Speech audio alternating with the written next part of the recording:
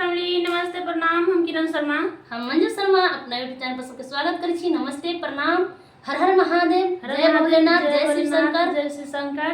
और हम वहाँ से दुआ करै छी कि अहाँ सब सुखी परिवार में सब कोई एकदम से हंसत मुस्कुरात खेलत खिलत रहू और सबके साथ सबके विकास सब लोग आगे बढ़त रहू और सबको एकदम प्यारा आशीर्वाद हमरा सबके देते रहू। और हम सब जा रहल छी जितिया के सोहर गीत गाबा अहाँ सब जरूर सुनब, कमेंट करके। बड़ भारी जितिया पावन होइ छै। जितिया पबनी आबि गेल छै बहुत नजदीक में, ताहि के लऽ कऽ हम सब जितिया पावन के गीत गाबा जा रहल छी। अहाँ सब जरूर सुनब और कमेंट करके जरूर बताब किनका सबके पसंद आ कते दीदी यूट्यूब फैमिली कते दीदी जितिया पावन करै छी, सब लोग कमेंट करके जरूर बताएब।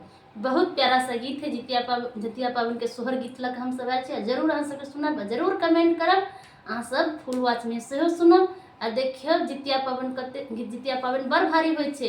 लेकिन तैयो सासू सब पूछै छथिन जितिया पावन हम करब, लेकिन हुनका अखन बाल बच्चा नहीं छनि तऽ सास बहू के की कह रहल छै से सब अहाँ सुनियौ जरूर। गाम के बारई तीन